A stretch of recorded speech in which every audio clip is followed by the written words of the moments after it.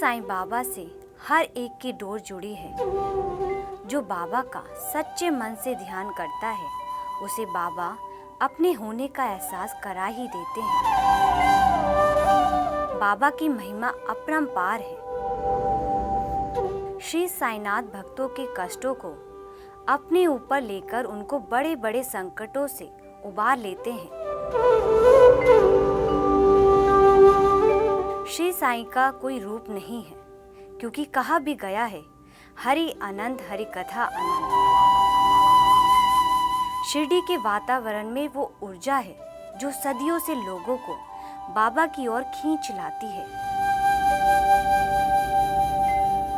साईं की अद्भुत लीलाओं को कानपुर के रहने वाले अविनाश गुप्ता जी ने स्वयं महसूस किया है, जिसके बाद उनका विश्वास बाबा पर अटूट होता गया।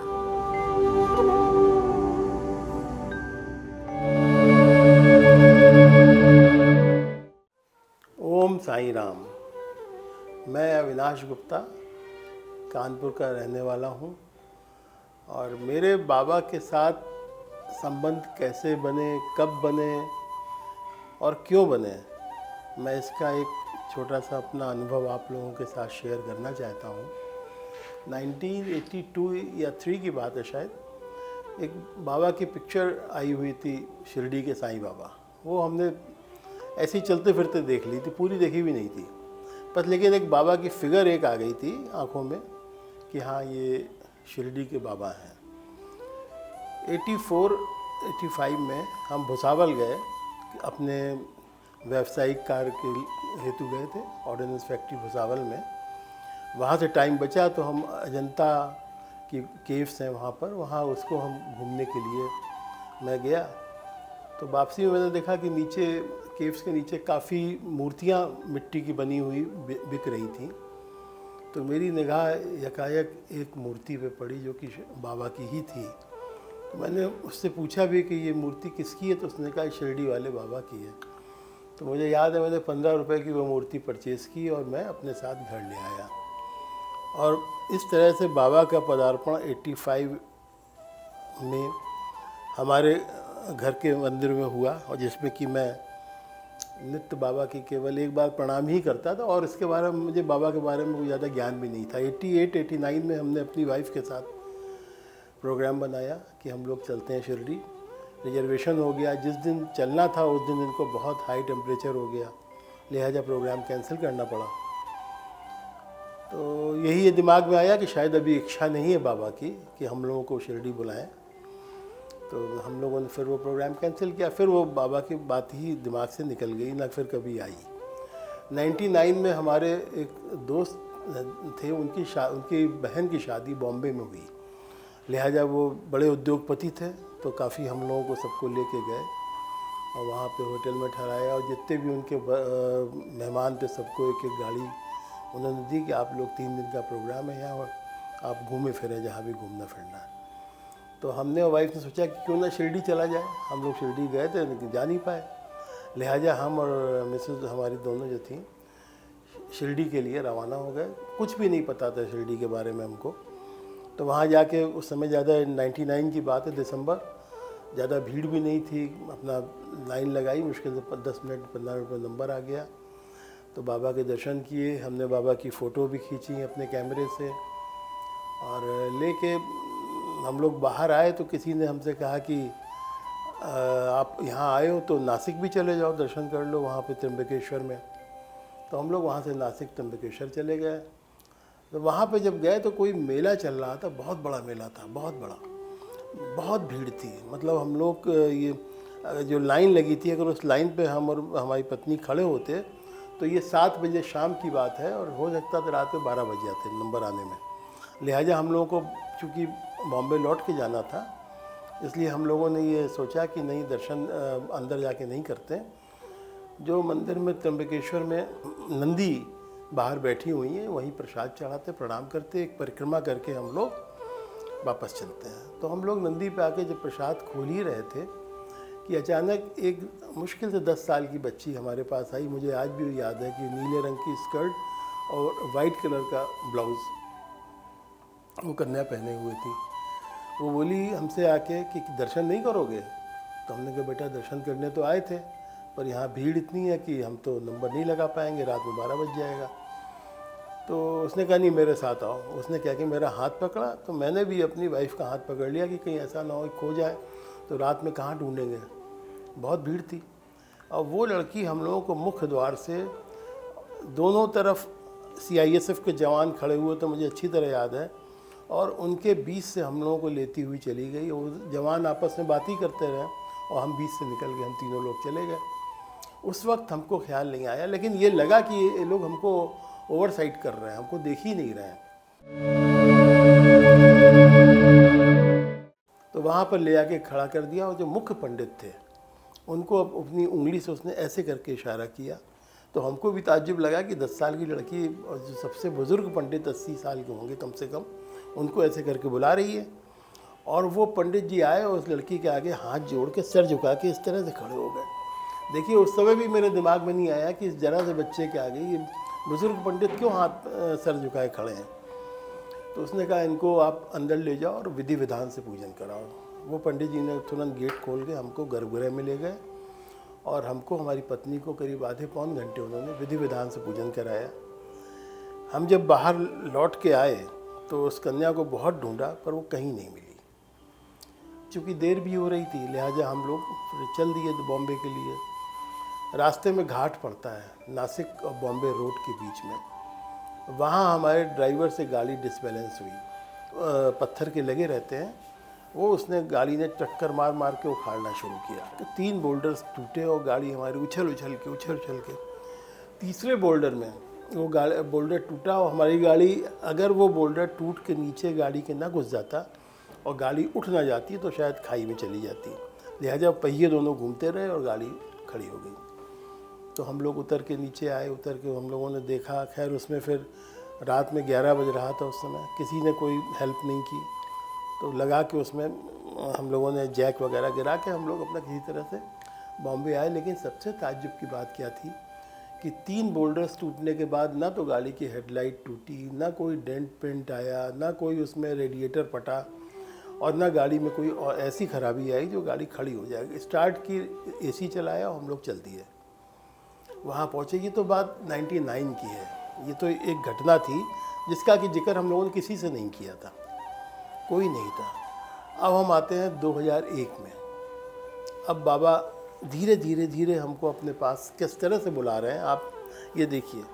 बाबा ने साहित्य चरित्र में हेमाड पंत ने भी लिखा है कि जब बाबा कह रहे हैं जब हम किसी को, जैसे कि चिड़िया के पैर में रस्सी बांध के हम खींचते हैं जब अपने किसी को हमको लाना होता है। दासगणों के मामले में भी यही हुआ था। बाबा ने दासगणों को भी किस तरह से बुलाया था, ये सब हम लोग जिन्होंने साहित्य चरित्र पढ़ी हुई है सब जानते हैं। किस तरह से दासगणों बच रहे थे कि मैं जब चोर को पकड़ लूँगा, जब मैं इंस्पेक्टर हो जाऊँगा तब बाबा आपके पास आऊँगा। लेकिन फिर वो एट द लास्ट बाबा के पास उनको आना ही पड़ा। तो ऐसे ही धीरे धीरे बाबा, मुझको ऐसा एहसास होता है कि वो हमको भी खींच रहे हैं। 2000 मैं गोल्फ़ बहुत खेलता हूँ, मेरा गोल्फ़ का बड़ा अच्छा मतलब प्रैक्टिस करता था, खेलता भी था। तो हमारे फोर्सम में एक संजीव कपूर बहुत अच्छे, मतलब बाबा के बहुत बड़े भक्त हैं। एक्चुअली वो साल में 4-5 बार शिरडी भी जाते हैं। तो हम लोग का फोर्सम था, हम लोग के साथ साथ खेला करते थे। इस बीच में 2002 की बात है, अगस्त का शुरू था। बॉबी, हम लोग गोल्फ़ खेल रहे थे तो हमारे साथ जो बॉबी को कुछ शॉट्स गलत लगने लगी। तो हमारे जो पार्टनर थे उस समय के तत्कालीन IG श्री करमवीर सिंह, जो बाद में DGP होकर रिटायर हुए यूपी के, वो साथ में थे। तो बोले अविनाश तुम्हारा आज मन नहीं लग रहा, क्या बात है? तो बॉबी कपूर बोले कि इनकी कुछ प्रॉब्लम फंसी हुई है, और ये मैं इनसे इतना कहता हूँ कि बाबा के पास जाओ, ये बाबा के पास जाते ही नहीं है। और वाकई में मैं बाबा के मंदिर के सामने से निकल जाता था बिठूर में, लेकिन मंदिर के अंदर नहीं जाता था। उस समय कोई ऐसी श्रद्धा भाव नहीं थी हमारे दिल में। तो जब बॉबी हमसे कहा कि नहीं तुम जाओ बाबा से बैठो, माफ़ी मांगो, तो जो आज मंदिर का रूप है उस 2002 में वो रूप नहीं था। जो आज मेन हॉल बना है जहाँ भक्त बैठते हैं, उस समय केवल खम्भे गड़े थे और मिट्टी का पूरा वो था। खैर मैं पहली बार जब बॉबी कपूर के कहने से, नेक्स्ट डे बृहस्पतिवार था, तो बॉबी ने कहा कि बृहस्पतिवार है, नेक्स्ट डे तुम ज़रूर जाओ। तो मैं गया, वहाँ बैठा, हमको बड़ा अच्छा लगा। और न जाने क्यों बाबा के सामने बैठ के हमारे आँखों से आंसू बहने लगे और हमने बड़ा मतलब हल्कापन फील किया, बहुत अच्छा लगा। ये तो देखिए पहले दिन की घटना। जब हम वापस आए फिर वहाँ से, तो फिर हमारा मन हुआ कि बाबा के पास इतवार को और थर्सडे को चला जाया कर। फिर वहाँ पर प्रसाद की एक एक पूड़ी और बटती थी सब्ज़ी, तो वो हम लेके आए, तो हमने अपनी माँ को भी खिलाई, आधी खाई उन्होंने, आधी हमने। बड़ा अच्छा लगा सब। तो माँ अक्सर जब 2-3 बार मैं गया तो माँ पूछती थी प्रसाद लाए वहाँ से, तो हम दे देते थे। तो एक दिन हमारा बेटा और हम गए, अलंकार छोटा बेटा हमारा, हम दोनों लोग गए। तो उन दोनों हमको भी प्रसाद मिला, उसको भी मिला। अच्छा, मैं कोने में खड़ा होकर अपनी गाड़ी के पास मैं पूरा पूड़ी खा गया। हमने कहा अलंकार की तो बचेगी, लेकिन वो उधर अलंकार भी अपनी पूड़ी खा गए। तो हमने कहा बेटा माँ के लिए, कहने नहीं। अच्छा, नया मामला मंदिर में जाने का था, लिहाजा दोबारा मांगने की हिम्मत नहीं पड़ रही थी। अचानक मंदिर में कार्य करने वाला एक वहाँ का सेवक था, जो कि मैं उसको नहीं जानता था, क्योंकि मुझे जाते ही मुश्किल से 4-5 बार मैं मंदिर गया था। तो वो बड़ी तेज़ी से भागता हुआ आया और रोड क्रॉस करके कि बहुत तेज़ निकला। तो हमको ये लगा कहीं इसका एक्सीडेंट ना हो जाए, इसलिए मैंने देखा था। फिर वो लौट के आया और उसने आके पूड़ी और सब्ज़ी भरी और आके हमको दे के बोला कि साहब जब आपका मन हुआ करे हमसे आप मांग लिया करिए। तो हमें बड़ा ताज्जुब हुआ, लेकिन मन ही मन में खुशी बहुत हुई कि देखो ये अपने आप दे गया। खैर, हम लोग उस समय टोटल घर में 7 प्राणी थे, जिसमें 2 प्राणी हम और हमारा बेटा प्रसाद ले चुका था। हम जब घर आए तो उसमें बड़ी खुशी हुई कि केवल 5 पूड़ी आई थी और जब सबको एक पूड़ी। तो इस तरह से छोटी छोटी चीज़ें थी। ऐसे ही हमारे मित्र कर्नल थे, उन्होंने कहा कि आप मंदिर जा रहे हो तो बाबा का एक चित्र मेरे लिए लेके आना, थोड़ा बड़ा हो साइज़ में ये हो। तो हम बाबा के पास ध्यान में बैठे हुए थे। जब करीब 15-20 मिनट के बाद जब आंखें खोली तो अचानक हमारे मंदिर के सबसे पुराने वहाँ के भक्त वीके मिश्रा जी आए और हमको वो चित्र दे गए। तो बाबा इस तरह से इच्छाएं पूरी करते रहे। बहुत बाबा ने ऐसी ये तो हम बहुत छोटे छोटे एग्जाम्पल दे रहे हैं, जो कि बड़े गहरे एग्जाम्पल भी हैं, जिसमें कि बाबा ने असंभव कार्यों को संभव किया। तो जब मैंने एक्सरसाइज बताया था, मैं परेशान था, काफ़ी परेशान था। तो जब मैं आया मंदिर में, उसके 10वें-12वें दिन ही हमको 15 अगस्त का दिन था, एक सज्जन हमारे गेट पे आए, घंटी बजाई, मैं बाहर गया, छुट्टी का दिन था। तो कह रहे साहब आपने पहचाना? तो हमने कहा शक्ल से जानते। तो कह रहे कि आपने मेरी बहुत मदद की थी सन 95 में, और मैं आपको धन्यवाद देने नहीं आया, मैं इसलिए आया हूँ। तो खैर हमने उनको बैठा ला। तो वो बातों बातों में उन्होंने ज़िक्र किया कि हमारी एक बहुत झांसी की माता जी हैं, उनके विषय में, जिनकी की तस्वीर भी यहाँ पे हमारी गुरु माँ थी। तारीफ़ करने लगा कि बहुत बड़ी, जैसा चाहती वैसा होता, बहुत तांत्रिक। अच्छा, हम परेशान चल ही रहे थे। तो हमने कहा कि यार हमारी भी मदद करो, हम तो बहुत परेशान हैं अगर ऐसा है। तो उसने फ़ोन मिलाया, माता जी से कहा कि माता जी हमारे मित्र हैं अविनाश गुप्ता,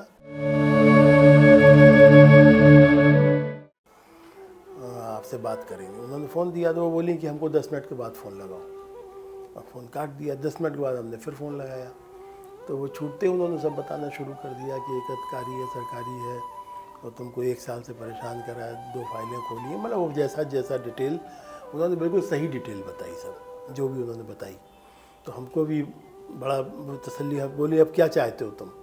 हमने माता जी ये ठीक हो जाए, बस यही चाहते हैं।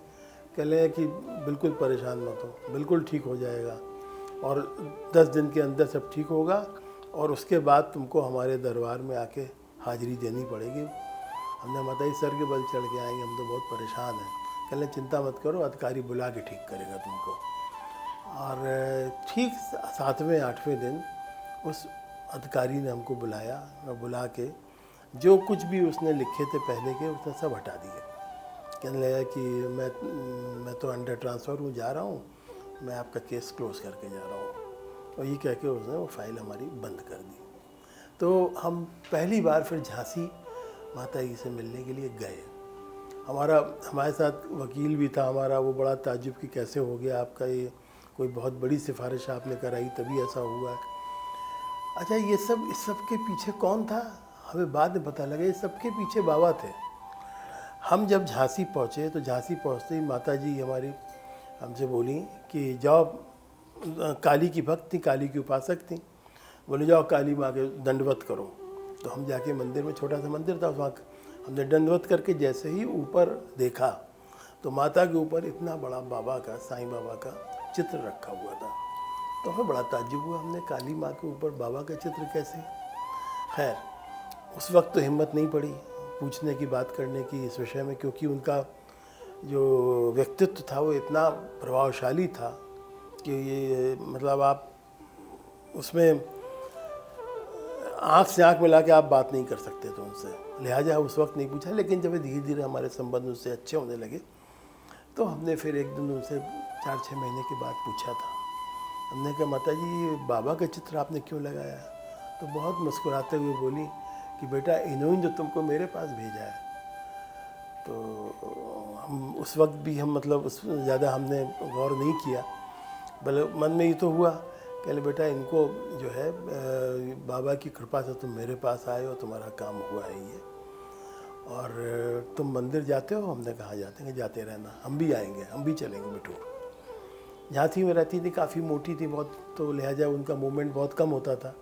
हम ही झांसी जाया करते थे उनसे मिलने के लिए हर महीने, ये वो। तो जब पंडित जी आ रहे थे दूर से तो हमने माता जी से कहा माता जी ये पंडित जी हैं यहाँ के और इनका बेटा अभी नहीं रहा। तो बोली अरे इसके बेटे को तो ऊपरी चक्कर से गया, नीला पड़ गया, तो पूछो इससे। तो पंडित जी बोले हाँ उसका शरीर पूरा नहीं, मतलब माता जी का त्रिकालदर्शी थी, ज्ञान था उनको बहुत, मतलब आगे का पीछे का सब उनको बहुत बृहद ज्ञान था। तो फिर हमसे बोली कि तुम एक मंदिर बनवाओगे बाबा का। तो हमने माता यहाँ पर इतने पैसे नहीं कि मंदिर बनवाए बाबा का भी। कहने हंसने लगे, कहने तुम बनवाओगे। शायद 2003 की बात है। तो 2003 में जब मंदिर की बात चली तो मैं एक बार मेरठ गया हुआ था घूमने के लिए। वहाँ मसूरी वगैरह जा रहे थे हम और हमारी वाइफ थी बस। तो वहाँ पे पता नहीं जैसे कोई सर पे ठोक रहा हो, मंदिर बनवाओ मंदिर बनवाओ मंदिर। तो मैंने फ़ोन किया यहाँ पर, और जहाँ आज नारामुंह में मंदिर बना है वहाँ हेमंत उसकी ज़मीन है, तो उसकी ज़मीन में बना। तो हेमंत से मैंने कहा कि हेमंत तुम घर जाओ, 25,000 रुपये लो और जाके जयपुर से बाबा की एक मूर्ति लाओ, एडवांस दे देना, और जो पैसे बाकी हैं वो बिल्टी इल्टी करा के हम दे देंगे बाद में। तो अब देखिए बाबा की कृपा, वो गया और बाबा की बड़ी 4 फीट की, 4.25 फीट की मूर्ति, बहुत सुंदर मूर्ति वो लाया, जो कि उसको 1 लाख कुछ हज़ार में दे रहे थे। और बाबा की कृपा से वो मूर्ति उसने 20,000 रुपये में ले ली। कैसे हुआ क्या हुआ वो उसे खुद बहुत ताज्जुब है। उसने कहा, बताया कि मैं वहाँ मूर्ति मैंने कहा उससे कि भाई मेरे पास तो 20,000 रुपये मूर्ति मैं ले जाऊँगा। तो वो बोला भाग जाओ कहीं और देखो जाके। तो उसके बाद मैं शाम तक बैठा रहा वहाँ पर। तो अंत में वो एकदम से झल्लाया, बोला कि गाड़ी लाओ, पैक करो, ले जाओ, 20,000 रुपये लो। तो वो मूर्ति आई। जब आई तो जहाँ पे मंदिर बना है वहाँ पे गई। हमने माता जी को फ़ोन किया, माता जी मूर्ति आ गई है। तो बोले कि नहीं बेटा, अब मूर्ति को तुम अपने घर लाओ और अपने घर में लाके उनको विदा करो पूजा करके। काफ़ी हैवी मूर्ति थी, जीप में लदी हुई थी। तो ऊपर का लेटे उसका ऊपर का जो पेटी का बक्सा था वो खोला गया। खोल के लेटे ही अवस्था में पूजन हुआ, सब फूल वूल चढ़ाए और अन्न से भी भरने के लिए बोला माता जी कि 41 दिन के लिए ये अन्न में मूर्ति को दबा के रखो। लिहाजा हम लोगों ने मूर्ति वो दबा के रखी और उनके हाथ पे जो आशीर्वाद वाला होता है वहाँ पर एक फूल गुलाब का उनका रखो, हमने लगा दिया, बंद कर दी गई। और ये बात शायद दिसंबर की है। जब मंदिर 6 महीने के बाद तैयार हुआ और मूर्ति के स्थापना का डेट आई, तो मूर्ति हम लोगों के सबकी उपस्थिति में खोली गई, हटाया गया। तो आप विश्वास नहीं करेंगे कि सारे फूल बिल्कुल सूख के कंकड़ हो गए थे, जो हाथ पैरों पे सब रखे गए थे। लेकिन जो हाथ वाला आशीर्वाद वाला फूल था, उसके ऊपर इतना ताज़ा और ओस की बूंदें तक मैंने उसमें देखी कि रखी हुई हैं। तो हमने तुरंत माता जी को फ़ोन किया, हमने माता जी ऐसा ऐसा है, कहले बेटा मूर्ति सिद्ध हो गई है, अब इनकी स्थापना करो। और उन्होंने जो विधि बताई उस विधि से भी मूर्ति की स्थापना हुई और इस तरह से माता जी का कहना भी देखिए पूरा हुआ। और मूर्ति ने अपना एक चमत्कार भी दिखाया कि जो फूल 6 महीने तक उसमें बंद रहा, उसके बाद भी ताजे एकदम निकला उसमें वहाँ से। तो ये इस तरह के जो छोटे छोटे चमत्कार, और जिसको कि जो बाबा के भक्त हैं वो बाबा के संदेशों को, बाबा के इशारों को समझ सकते हैं, हर व्यक्ति समझ भी नहीं सकता है। और ना ही उसको उस विषय पे कोई, वो जिस चीज़ को आप नॉर्मल ले रहे हैं, लेकिन अगर साईं बाबा का सच्चा भक्त है तो इस चीज़ को देख के उसका अर्थ समझता है, निकालता है। और हम, हमारी पत्नी दोनों निरंतर बाबा के मंदिर में हर बुध, हर बृहस्पति और शनिवार को जाते हैं। नित्य नए नए वो होते हैं। हमारी पत्नी के 2005 में ये पैर में वो जो नसें फूल जाती हैं, हाँ, वेलक्रोज वेंस का, तो पैर काफ़ी सूज गया, बहुत सूज गया। कई लोगों को दिखाया, कई डॉक्टर्स को दिखाया, अहमदाबाद में दिखाया, दिल्ली में अपोलो में दिखाया, कानपुर में कहीं भी दिखाया। 2 साल हो गए, 2.5 साल हो गए, ठीक ही नहीं हो रहा था। लेकिन हम चूँकि अपने बाबा को 2007 में जब लाए थे, तो उसके बाद से नित्य यहाँ पे बाबा की रखी, पीछे आपको बाद में दिखाएंगे, स्नान कराते थे। तो एक दिन मेरे दिमाग में बैठे यहाँ पूजन कर रहे थे, तब बाबा की ये वाली मूर्ति यहाँ पर नहीं थी। तो अचानक एकदम से ये ख्याल आया कि जो जल से तुम नहलाते हो, उस जल से अपनी पत्नी को बोलो कि वो अपने पैरों को धोए। तो मैंने उस दिन से इनको जल देना शुरू कर दिया। आप विश्वास नहीं मानेंगे, बड़े बड़े डॉक्टर भी चमत्कृत रह गए कि पैर बिल्कुल नॉर्मल हो गए, और कब हो गए पता ही नहीं चला। मतलब बिल्कुल नॉर्मल, जो उसकी सूजन स्वेलिंग जो सालों से थी नहीं जा रही थी, वो बाबा के इस पवित्र जल से चली गई। हम लोग खुद अचंभित थे कि ऐसा कैसा हुआ, लेकिन हमको बाबा ही ने दिमाग में हमको संदेश दिया कि अपनी पत्नी के पैरों को स्नान इससे करवाओ। बहुत उनको उससे लाभ हुआ।